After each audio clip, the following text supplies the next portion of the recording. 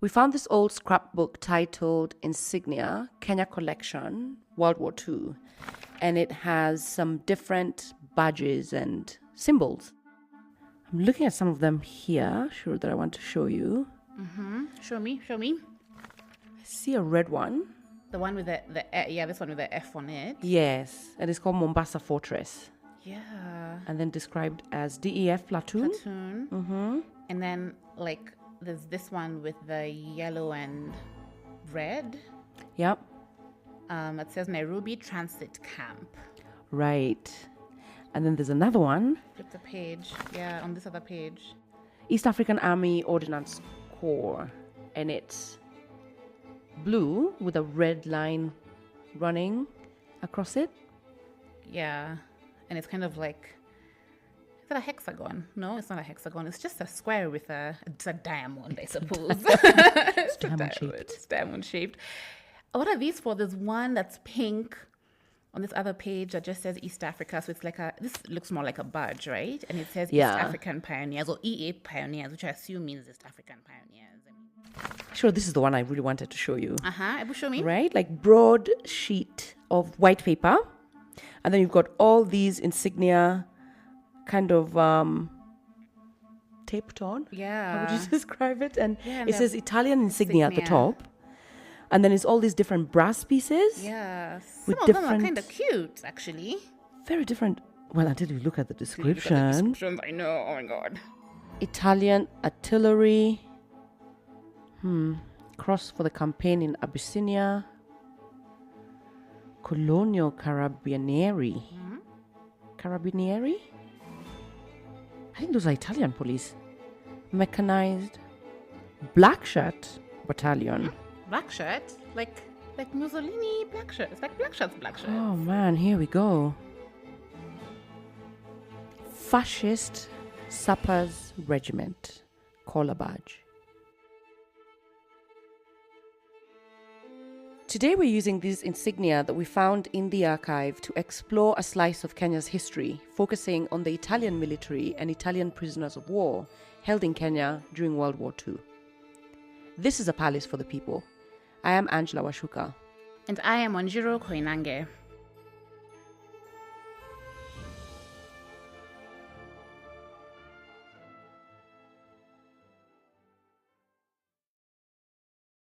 So what do you know about Italian prisoners of war in Kenya? Well, I know that Kaloleni, as our listeners might also know from season 1, was built by Italian prisoners of war. And then there's that church on the way to Naivasha on the Maimahio Escarpment Road that I think was also built by Italian prisoners of war. Yeah. I know one more thing. I know there's a book, but I don't know the name. So maybe I don't know one more thing. I see the cover in my mind. It has a picture of Mount Kenya on it. This book, No Picnic on Mount Kenya. Yeah, that was quick. You just had it randomly over here. Okay, yes, this is the one. Surprise. I can tell you about the book. It's called No Picnic on Mount Kenya. It's written by Felice Benuzzi, and it was published in 1948. When the clouds covering Mount Kenya parted one morning in May 1942 to reveal the towering peaks for the first time, Felice Benuzzi is transfixed. Okay, with the drama. The tedium of life in POW Camp 354 is broken by a sudden idea. An outrageous, dangerous, and brilliant scheme. Few people would break out of a prisoner of war camp, trek for days across perilous terrain before climbing the north face of Mount Kenya. And my guy, I've climbed this thing. I know. So, with improvised equipment, meager rations, and a picture of the mountain on a tin of beef. Fewer still would break into the camp on their return. On their return, Shiro, they break back in. Okay, I have so many questions. First of all, stellar performance. I don't think I've ever seen you so animated or excited about any episode of our podcast. Well done. Okay, but now I'm intrigued. Continue. Okay, so spoiler alert. Uh-huh. First of all, okay, so this book is about 3 Italian men, who were prisoners of war in Kenya. And they were being held at this camp called Camp 354, Okay. which is in Nanyuki. And so they break out of the camp in order to climb Mount Kenya, which actually they could see from where they were being held, Okay. right? Okay. Mm-hmm. So they leave the camp. They have, I'm trying to remember the story. They have a homemade Italian flag. Okay. I guess for the top. To Yeah, Nini. yeah. Okay. If they make it. Okay. Okay. You know that time and how people used to love just planting their flags. And their flags. Yeah. Very howly across this continent. And then they spend like 18 days trying to climb. How long did it take you? 5. I need to ask you for some tips. It took me 5. Yeah. So they get to the top of Mount Kenya, and then lots of things happen. Some of them are sick. They encounter elephants. All the drama, all the pomp, right? Mm-hmm. Then they arrive back at the camp. They break back in. Okay. Yeah, into a prisoner of war camp. And they get 28 days solitary confinement, which is shortened to 7 days because their commander is super impressed by their quote-unquote sporting effort. Wow. And then later... There's more. Later, this book is wild. A book is written, Okay. and based on a true story movie adaptation is also made. Okay. So they were Netflixing So the hell out of this where's thing. the link? I suppose since you're being resourceful, you must have the link somewhere. Is this it?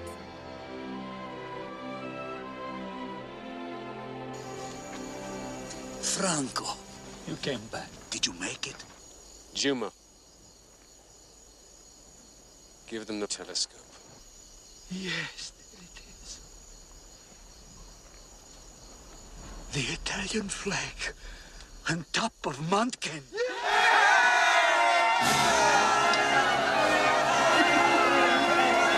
You said the telescope. Okay. I have many questions. Well, I have 2 questions mainly. I think we have the same questions. We probably do. So number 1, Yeah. how could they, how on earth did they even escape? I mean, we as Kenyans are very well versed with what the British colonial government could do with detention camps. Let's call them that for today. And why on earth, once they got out, would they come back? They were essentially in prison, right? Why would they come back? Exactly. And the contrast that you've referred to between this picture of British-built, British-run detention camps with the ones housing Kenyans during the Mau Mau uprising, to say the least, astonishing. Wow.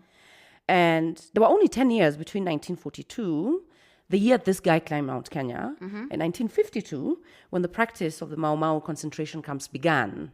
Well, there's the obvious difference. These were Europeans, right? Right. And even if they were fighting on the side of Hitler, they were still white. Boom. And when I began to look into it, it wasn't just Kenya. The British Empire actually sent Italians to camps in South Africa, Australia, the US, and in fact, the most amount of Italian prisoners of war were sent to Britain itself. So what you're essentially saying is these guys imported the enemy? Kabisa, they did. Wow. Segnata dal destino, batte il cielo della nostra patria. You see, when Italy entered World War II, they did so on the side of the Axis powers, so essentially Germany and Japan. And one of the fiercest fronts they were fighting on was actually in the Horn of Africa, to defend their colonial possessions of what is now essentially Eritrea, Ethiopia, and Somaliland. After the outbreak of the Second World War, the Italians joined the war in June of 1940, but there was a sort of standoff with no major military campaigns between the Italians and the British Empire This is Professor Bob Moore. until the Italians decided to try and invade British Egypt.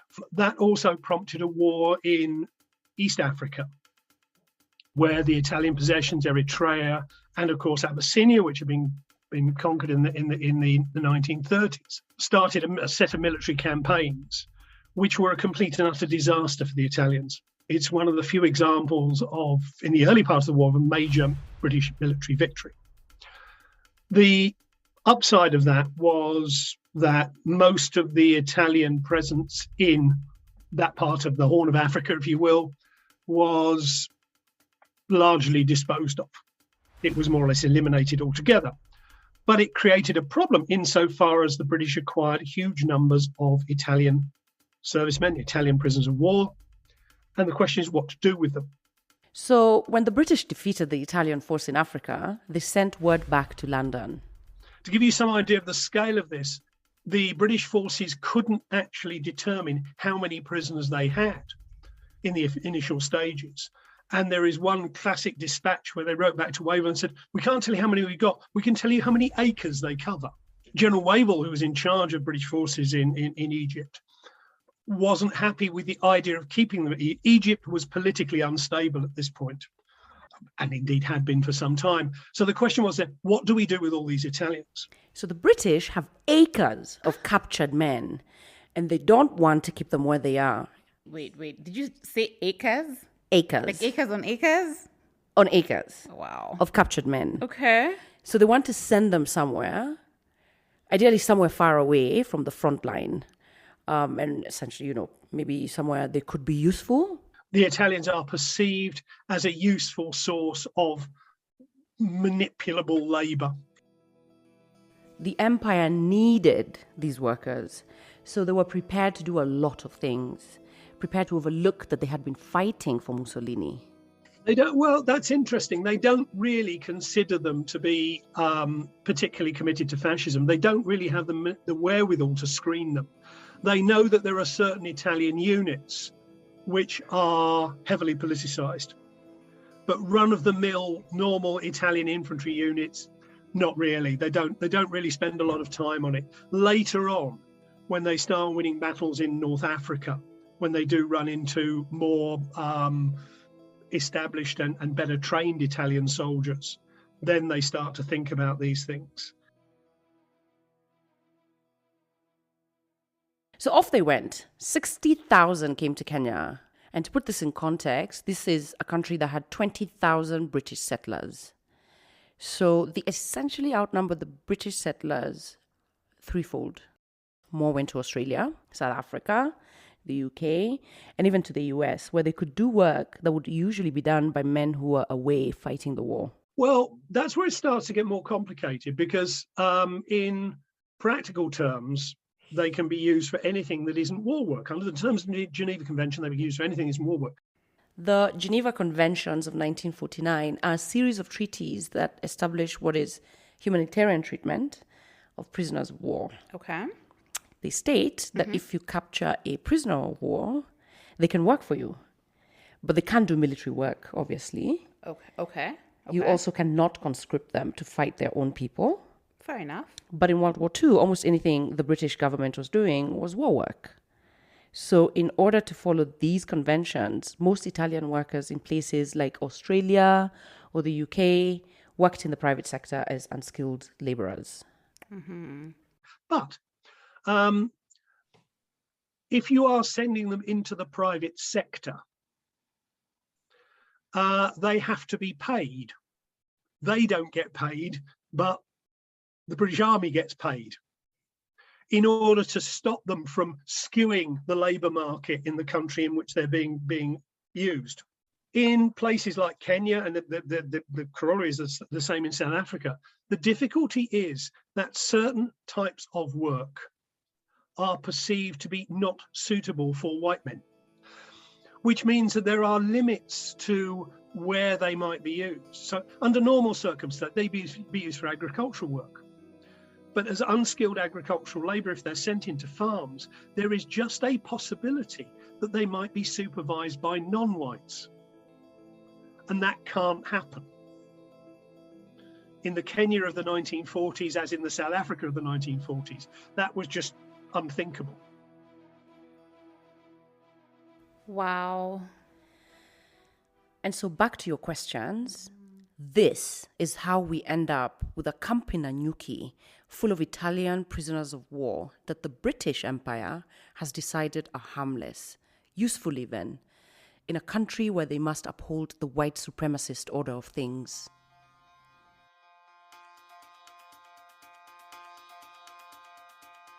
This is A Palace for the People. I am Angela Wachuka. And I am Wanjiru Koinange.